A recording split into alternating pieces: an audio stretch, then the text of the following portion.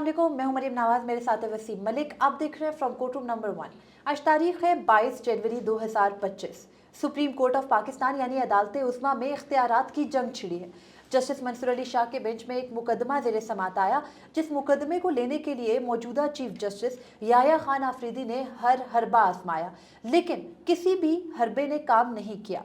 यहाँ तक कि अपने ही दफ्तर से एक एडिशनल रजिस्ट्रार को नौकरी से बरतरफ भी कर दिया, लेकिन वो बरतरफी भी किसी काम नहीं आई और फिर रेस्क्यू के लिए अटॉर्नी जनरल फॉर पाकिस्तान को भेजा गया।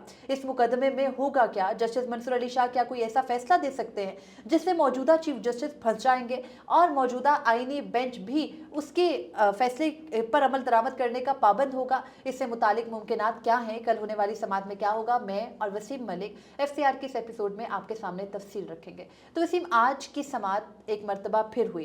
गुज़िश्ता रोज हमने डिस्कस किया था कि एडिशनल रजिस्ट्रार जुडिशल नज़र अब्बास साहब को ओहदे से बरतरफ कर दिया गया और हम यही बात कर रहे थे कि कहीं ना कहीं केस की बुनियाद ख़त्म करने की कोशिश की गई, लेकिन वो मुकदमा आज भी चला और अब वो मुकदमा कल भी चलेगा और कहीं ना कहीं उसके अंदर बैलेंसिंग एक्ट की बात भी हुई।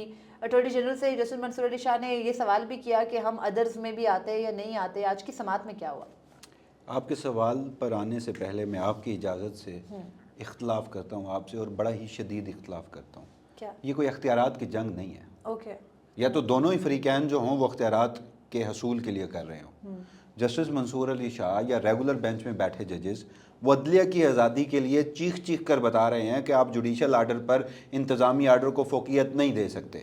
गोया अगर इस रिवायत पर हम चल पड़ें तो कल को सुप्रीम कोर्ट ऑफ पाकिस्तान कोई फ़ैसला दे और इधर से एग्जेक्टिव हमारी जो है वो कोई इंतज़ामी फ़ैसले से उस फैसले को अनडू कर दे।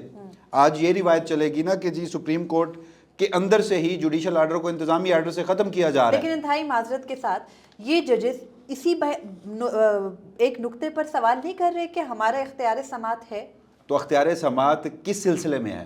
तो जस्टिस मंसूर नहीं, जस्टिस मंसूर अली शाह ने कहीं नहीं कहा कि जस्टिस मंसूर अली शाह के बेंच का अख्तियार समात।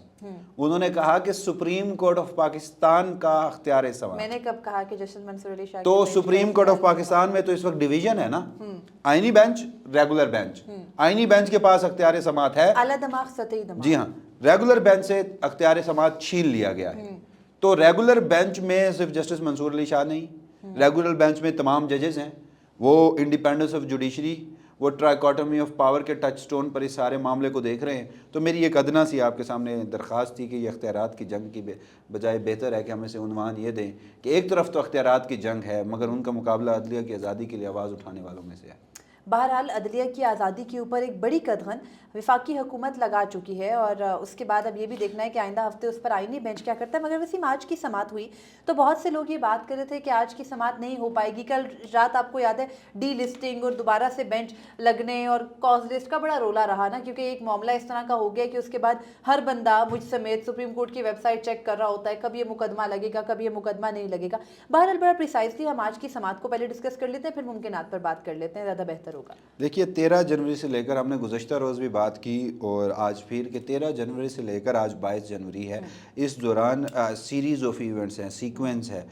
उसको अगर हम देखें तो हर मुमकिन कोशिश की गई जस्टिस मंसूर अली शाह ये केस ना सुने। क्यों ना सुने जी? अगर उन्होंने सुन लिया तो हमारा जो ओहदा है वो जाने का ख़तरा है। डर, खौफ, घबराहट, पैनिक, मतलब क्या कुछ है कि ब्लंडर्स पे ब्लंडर्स हो रहे हैं।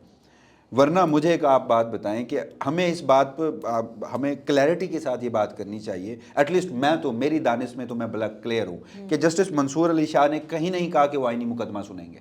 रेगुलर बेंच ने कहीं नहीं कहा कि वो 26वीं तरमीम को नहीं मानते अनटिल अनलेस उसकी आईनी हैसियत फुल को जांच ना ले। ये उनका मुतालबा है। अनरिजॉल्व्ड मैटर को एक तरीकेकार के साथ तय करने की कोशिश की। सवाल पूछा कि सुप्रीम कोर्ट से अख्तियार समात लिया जा सकता है या नहीं। आपकी इस बात से मैं भी एग्री करती हूँ, लेकिन इसका मतलब तो ये है कि मौजूदा चीफ जस्टिस या मौजूदा आईनी बेंच के सरबराह ये चाहते हैं कि एम्बिग्विटी रहे, कहीं ना कहीं क्लैरिटी ना आए। तो क्लैरिटी आने से तो उनकी नशिस्तें ही वो जो उनके ओहदे हैं वही ख़त्म होते हैं ना।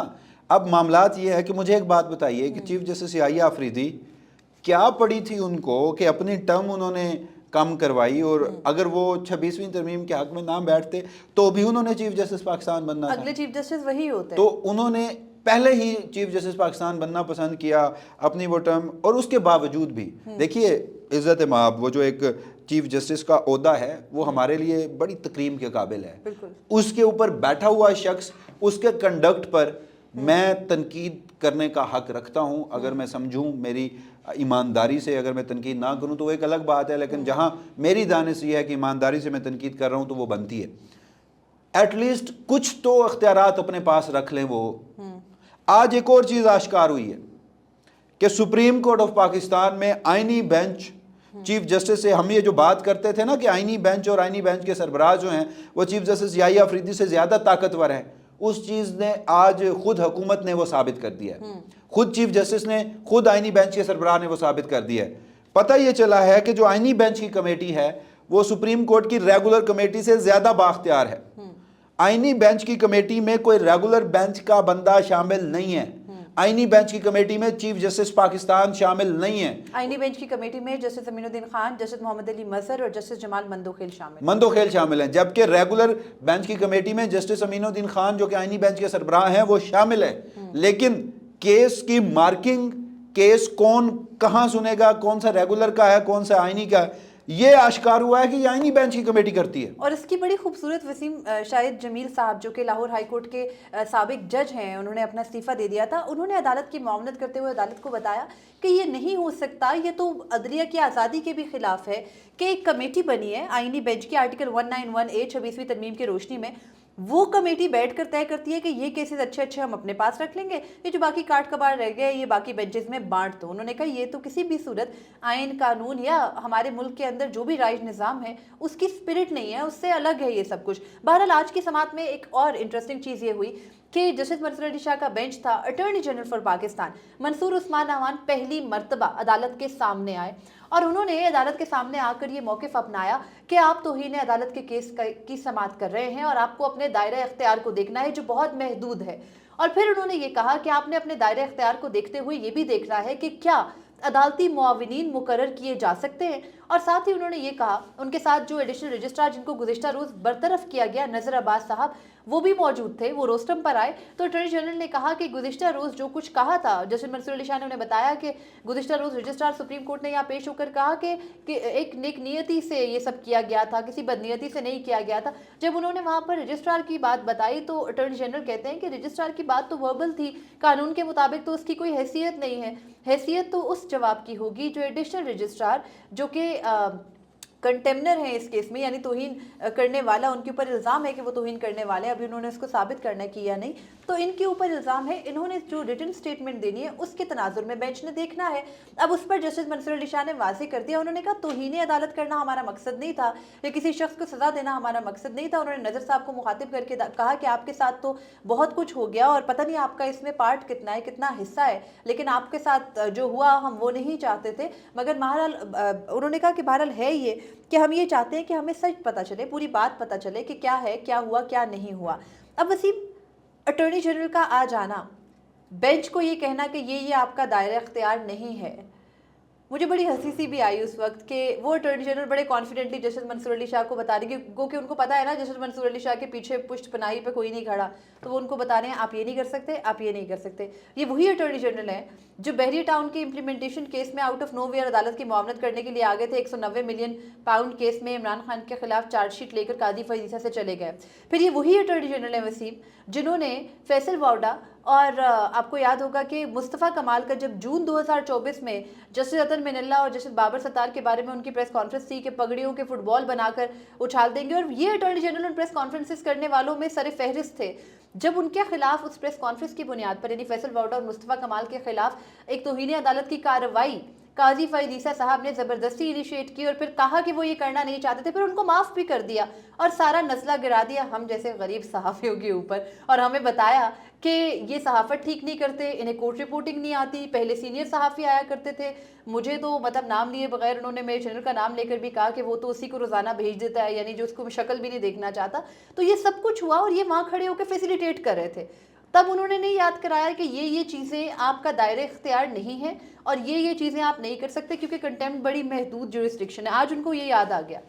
پہلی بات تو یہ کہ آپ تو خود کو غریب صحافی کہہ رہی ہیں, آپ کے کہنے کا وہ ہے, میں آپ کے اکاؤنٹ سٹیٹمنٹس کو نہیں غریب ان سینس مالی طور پر نہیں کہہ رہی, میں اسٹیچر کے حساب سے کہہ رہی, لیکن قاضی فیضیسہ کے قریب, آپ مالی طور پر بھی غریب نہیں تھیں, آپ ان کے اوپر تنقید کر کے ڈالرز کماتی تھیں. یہ ان کی اپروچ تھی.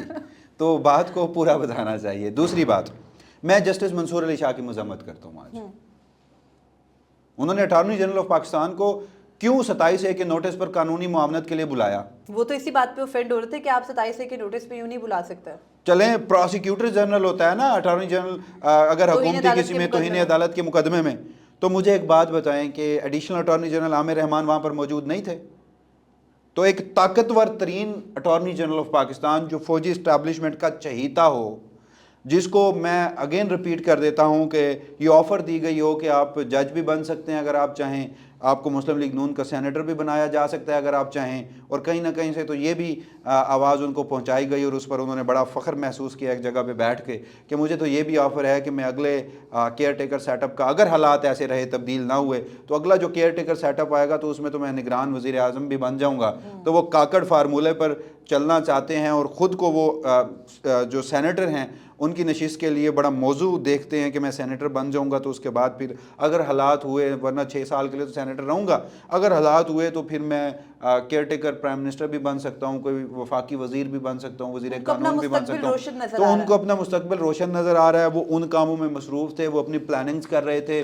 پھر انہوں نے عملی سیاست میں حصہ اس طرح سے لیا کہ اپنے انہوں نے بھائی کے لیے ان کا جو آبائی علاقہ ہے خوشاب اور اس طرف کا, وہاں پر PMLN کے اس پر پلیٹ فارم پر عملی سیاست کا آغاز کیا, اگلے انتخابات کے لیے کیمپین کی, سڑکیں بنوائیں, فیتے کاٹے, وہاں پر انہوں نے وہ ایک پورا عوام کا جھمگھٹا ان کے قریب ہے اور وہ وہاں پر نکل رہے ہیں پھولوں کی پتیاں. اور وہ دیکھیں یہ اٹارنی جنرل آف پاکستان تو یہ کر رہے ہیں نا, تو انہیں کمرہ عدالت میں بلانے کی کیا ضرورت تھی؟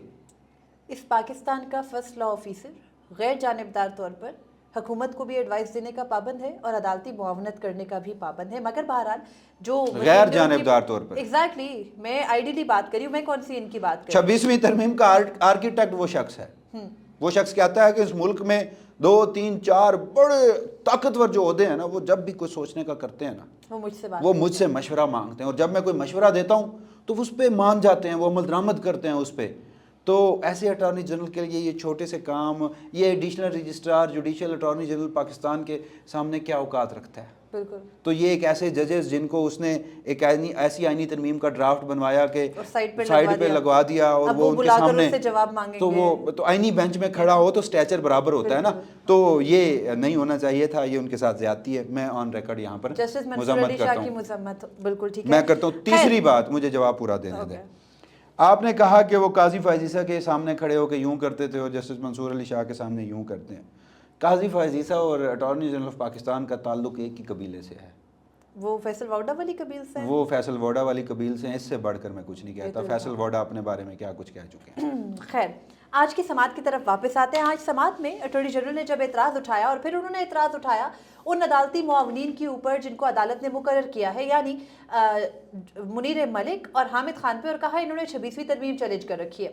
تو جسٹس منصور علی شاہ نے کہا کہ ہمارے سامنے کیس 26ویں ترمیم کا نہیں ہے, ہم پریکٹس اینڈ پروسیجر کمیٹی کو دیکھ لیں. ہاں, اگر کسی کو کوئی ڈر ہے تو وہ اور بات ہے. اور اس کے بعد انہوں نے یہ بھی کہا کہ ٹھیک ہے آپ اپنے معاونین بتا دیں. جسٹس عقیل عباسی نے کہا آپ اپنے سجیسٹ کر دیں. جسٹس منصور علی شاہ نے بھی کہا. تو ویسے اس مومنٹ میں نا اٹارنی جنرل وہ ہنسنے لگے, کھسیانی سی اپنی ہنسی کہ ہاں میں کیا بتاؤں. تو جسٹس منصور علی شاہ نے کہا ہنس کیوں رہے ہیں, بتائیں آپ ہنس کیوں رہے ہیں. 2-3 مرتبہ کہا, تو پھر انہوں نے احسن بھون کا نام دیا, اور اس کے بعد کہا اچھا ٹھیک ہے احسن بھون صاحب ہو گئے تو آپ کسی اور کا بھی اس گروپ سے بتا دیں تاکہ پلڑا جو ہے وہ بھاری اس طرف نہ رہے اور بیلنسنگ ایکٹ ہو جائے. تو پھر جسٹس منصور علی شاہ نے خود ہی کہا کہ خواجہ حارث صاحب کو بھی بلا لیتے ہیں اور بیلنسنگ ایکٹ ہو جائے گا. یعنی خواجہ حارث صاحب جو ہیں وہ اب احسن بھون کے ماتحت ہیں, یا ان کا جو ایک وکلا کا گروپ ہے, وکلا کا گروپ ہے نا. اب دیکھیں جو ماضی میں کبھی مرحومہ اسما جہانگیر گروپ ہوا کرتا تھا, اب وہ احسن بھون گروپ یا اعظم نذیر تارڑ گروپ ہے, اور اس کی سرپرستی ویسے تو اعظم نذیر تارڑ صاحب کرتے ہیں, لیکن چونکہ وہ حکومتی معاملات میں زیادہ مصروف ہوتے ہیں تو وہ اعظم نذیر تارڑ صاحب کے سپرد ہے. تو اس گروپ میں جو بھی وکیل آتے ہیں تو وہ اعظم نذیر تارڑ کو اپنا قائد مانتے ہیں. تو کیا خواجہ حارث صاحب اب اعظم نذیر تارڑ کو اپنا قائد مانیں گے؟ سوال ہے میرا, دیکھیے جواب آپ کو. دیکھیے اب یہ تو خواجہ حارث صاحب خود ہی آ کر بتائیں گے کل کہ وہ کیا کرتے ہیں کیا نہیں کرتے. بہرحال لیکن عدالتی معاونین کے حوالے سے میں سیریس نوٹ یا کچھ سنجیدہ باتیں بھی ہم کر لیں. بات یہ ہے کہ 4 अभी तक लोगों ने दलाइल दिए।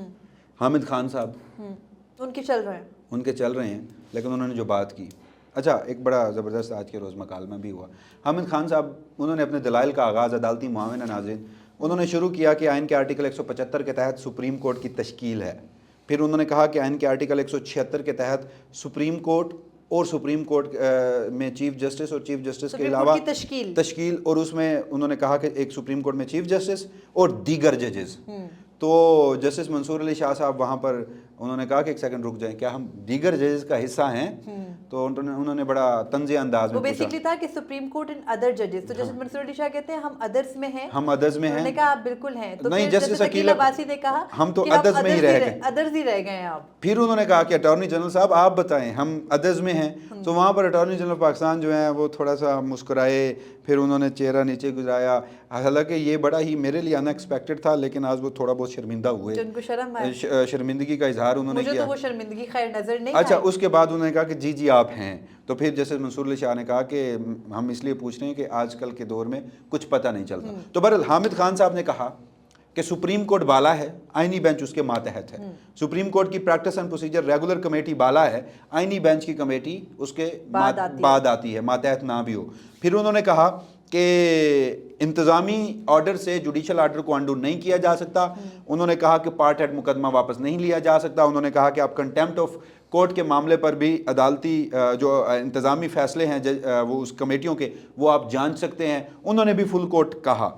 जो मुनीर मलिक साहब हैं उन्होंने ये तमाम तर बातें कही और उन्होंने भी कहा कि इस मामले पर फुल कोर्ट बनाया जाए। शाहिद जमील साहब रिटायर्ड जज हैं लाहौर हाई कोर्ट के, उन्होंने भी बड़े मुदल्लल अंदाज में उन्होंने बड़ा ये मैं ये समझता हूँ कि बड़े अच्छे वो हमारे लिए, क्योंकि ये पहला एक्सपीरियंस है कि उनको बतौर सीखने को मिलता है। जैसे शायद जमील साहब के उन दलाइल से कि पहले तो वो लाहौर हाई कोर्ट के जज थे, फिर उन्होंने कुछ वजूहात की बुनियाद पर वहाँ पर इस्तीफ़ा दिया, तो अब दोबारा उन्होंने वकालत शुरू की। हाँ, वो उन्होंने ना देखिए उन्होंने कुछ वो जो तहरीरी शक्ल में भी अपनी जो मारूज़ात थी वो लिखी हुई थी, वो बेंच को दी, और तकरीबन 15 से 20 मिनट में उन्होंने जो अपने दलाइल मुकम्मल किए, उससे एक नज़र आया कि एक ज़बरदस्त कॉन्स्टिट्यूशनल माइंड है। लेकिन वही मेरे दिमाग में आया कि ज़बरदस्त कॉन्स्टिट्यूशनल माइंड है तो इस्तीफ़ा भी देना पड़ा था लाहौर हाई कोर्ट से।